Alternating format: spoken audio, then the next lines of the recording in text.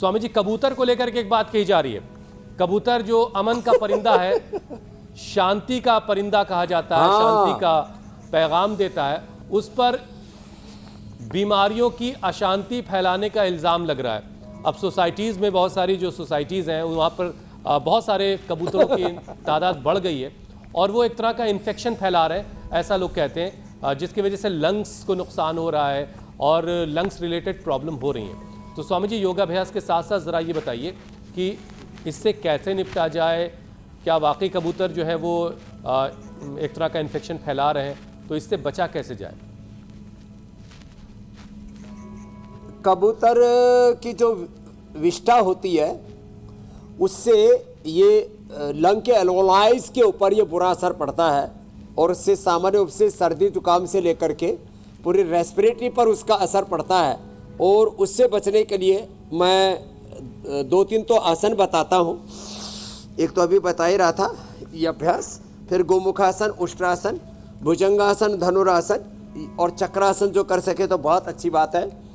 एक प्रोसेस है वो बीच में बता देते हैं, फिर हम पूरा इस बात को आज पूरा करेंगे। ये 2 तरह के हमारे पास में ये वो है, पूरा एक टारगेट है, इसको पूरा करेंगे। तो ये 2 नंबर वाला टारगेट पूरा करेंगे, है ना। ये लो, ये 2 नंबर वाला टारगेट आप बैठे बैठे पूरा करना, इसमें कोई भाषण प्रवचन नहीं होगा। अब ये 2 नंबर वाला, अब देखो इधर से ये सारे कलर बिखरे हुए थे, उसको 2 नंबर की तरह सेट करेंगे बेटी। और तब तक मैं उष्णासन कर रहा हूँ और ऊपर से बूंदें भी पड़ रही हैं, आसमान में मेघ छाए हुए हैं और इधर ये गुड़िया तो ऐसे फटाफट लगी हुई जैसे कोई खुली आंखों से कर रहा हो। ये है योग की महिमा। तो जो उष्टासन करेंगे, जो भुजंगासन करेंगे, जो ऐसे ऐसे श्वास भर के 5 बार ऐसे ऐसे 5 बार ऐसे, और जो गोमुखासन करेंगे उनके फेफड़ों में अप्रतिम बल होगा। हाँ, और ये ऐसे, और इसकी आंखें दिखाओ भाई, आंखों में नीचे पट्टी और ऊपर चश्मा, ये सब एक साथ लगा हुआ है। और ये कलर को कैसे छांटना, नीचे भी 2 नंबर का मैंने इसको टारगेट दिया था। अब देखते हैं कैसे पूरा करेगी। बड़ा कठिन काम है।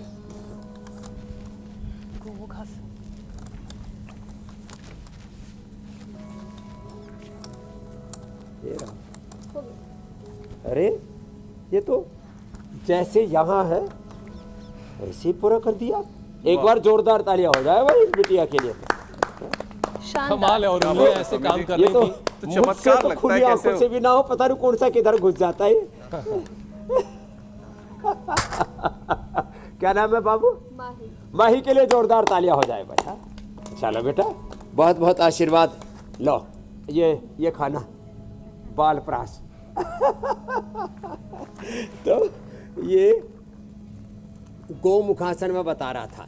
तो हमारा लंग की इम्यूनिटी 2400 किलोमीटर लंबा हमारा जो रेस्पिरेटरी ट्रैक है ना, वो यदि मजबूत होगा तो चाहे कबूतर हो, चाहे हाथी घोड़ा हो, चाहे कोई मक्खी मच्छर हो, चाहे किसी भी तरह का कोई पोल्यूशन हो, चाहे चारों तरफ कहीं फैक्ट्रियाँ लगी पड़ी है, कहीं ऑटोमोबाइल का, कहीं एग्रीकल्चर वेस्ट का, कहीं पर ओ हो दिल्ली में तो जब हम हरिद्वार की तरफ घुसते हैं तो कचरे के पहाड़ बने हुए, उसमें आग लगा देते हैं और उसका बुरा असर पड़ता है फेफड़ों पर। तो जिसके फेफड़े मजबूत होंगे, इसका मतलब ये नहीं कि चारों तरफ आग लगानी है, कबूतर पालने हैं, कबूतरबाजी नहीं करनी, लेकिन आपके फेफड़े मजबूत है ना तो आप हर बीमारी से लड़ सकते हो।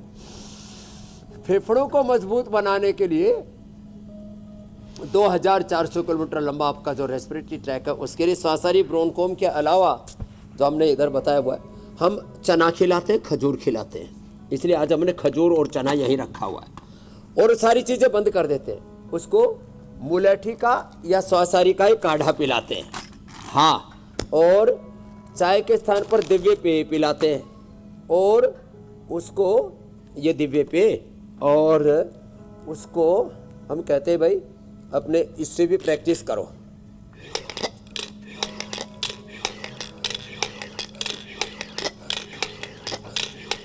लगातार 10 बार ऐसे कंटिन्यूटी में, और फिर छोटा या बड़ा शंख, आज तो बहुत छोटा सा लेके हम तो बड़ा बड़ा बजाते हैं 2-2 किलो वाला।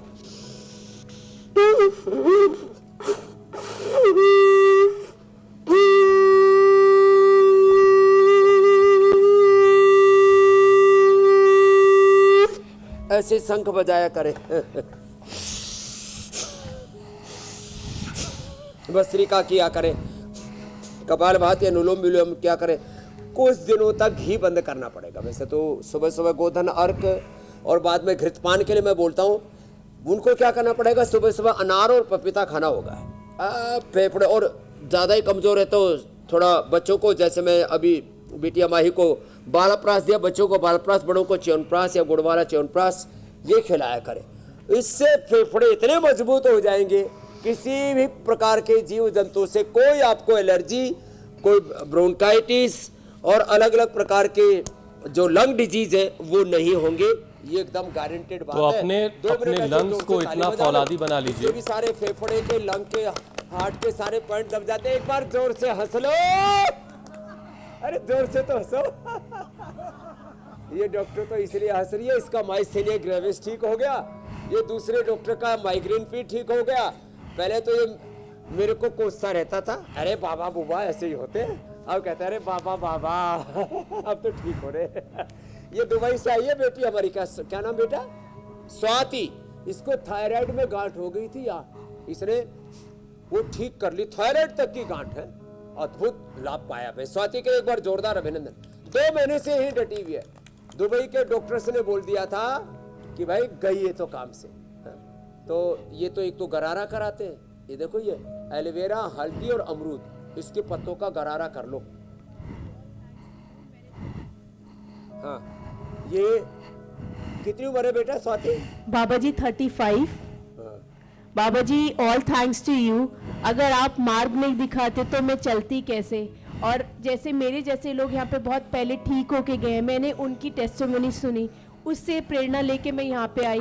मेरी फैमिली अगेंस्ट हो गई थी, तुम क्या करने जा रही हो, छोटा सा तो ऑपरेशन है, आधा ग्लैंड निकाल के तुम टेंशन फ्री हो जाओगी लाइफ की। काटने पर घर वाले ही तुले हुए थे। तो मैंने कहा नहीं मम्मी, मुझे एक चांस दे दो प्लीज। मेरी खुद की मम्मी रोने लगी, बेटा तू क्या कर रही है, तेरा पूरा परिवार है, तू ऐसा क्यों कर रही है, तेरा छोटा बच्चा भी है एक, ऐसा मत कर। अब अपना पूरा ठीक कर लिया, ये है बड़ी बात। और मैंने कितना लगा? समय 2.5 महीने लगे बाबा जी। 2 महीने लगे। कितनी देर किया कपालभाति? मैंने कपालभाति 4 घंटे किया, मैंने अनुलोम विलोम 4 घंटे किया। जब भी मेरी ये है लाभ की महिमा। और देखो इसके पीछे एक बेटी बैठी हुई है, गुजरात से आई हुई है। कितना यूनिट था बेटा इंसुलिन? क्या नाम है? दीपाली शाह, वापी से हूँ, गुजरात से। मेरा यूनिट था 50 यूनिट, और अब कितना है?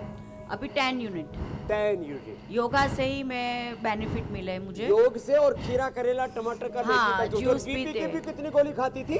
4 गोली थी मेरी और अभी 1 पे हूँ। अब आज वो 1 भी छुड़वा दे रहा हूँ, इसको मुक्तावती शुरू करवा दे रहा हूँ। जी गुरु जी। अब ये 10 भी छूट जाएगी। हाँ, बस थोड़ा मेरा कॉन्फिडेंस है कि आपके योगा करने से मैं सब मेडिसिन मुक्त हो जाऊंगी। हाँ, दवा मुक्त, रोग मुक्त और योग युक्त। हाँ। ये डॉक्टर साहब को देना, ये तो बहुत ही जबरदस्त है। माइग्रेन पेन का हालात ये होती थी, ये अपना खुद डॉक्टर है, हॉस्पिटल में जाके इंजेक्शन ठोकना पड़ता था। कितने दिन तक रही है माइग्रेन की दिक्कत? मुझे बहुत सीवियर माइग्रेन था और मैं अपना नाम भी तो बताओ। कुलवंत राज कश्यप। मुझे डॉक्टर है वो भी तो आगे लगा। आधी रात को जो है, ये है डॉक्टर, मेरी पत्नी है डॉक्टर।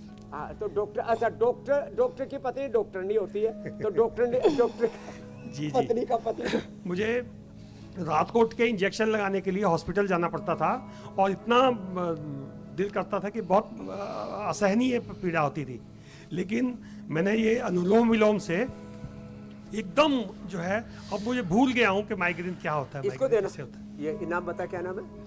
डॉक्टर बबीता कश्यप। तेरे क्या माइस्थेनिया माइस्थेनिया ग्रेवीज। क्या होता था उसे? उसमें जो आईलिड्स होती हैं ये ड्रॉप हो आंखों जाती की पलक झपक के उठती ही नहीं थी। हाँ, उठती नहीं और थी। एक और भी तो थी, जीबीएस, GBS गुलियन में क्या बार था? सिंड्रोम। हाँ, उसमें क्या था? उसमें बॉडी सारी बिल्कुल मतलब आप ना आउट ऑफ कंट्रोल है, मतलब स्टिफ हो जाती है, लो हाथ उठाना ही मुश्किल हो जीबीएस जाता है। और माइस्थेनिया ग्रेविस 2 असाध्य रोग ठीक है। मैं डॉक्टर के लिए जोरदार तालियां बजाऊं। ये सब आपके आशीर्वाद से और अरे योगा से योग ही संभव हुआ। हो पाया है। अब जीपीएस को तो योग का जीपीएस लगा लिया अपने शरीर में, अपने मन में। सच में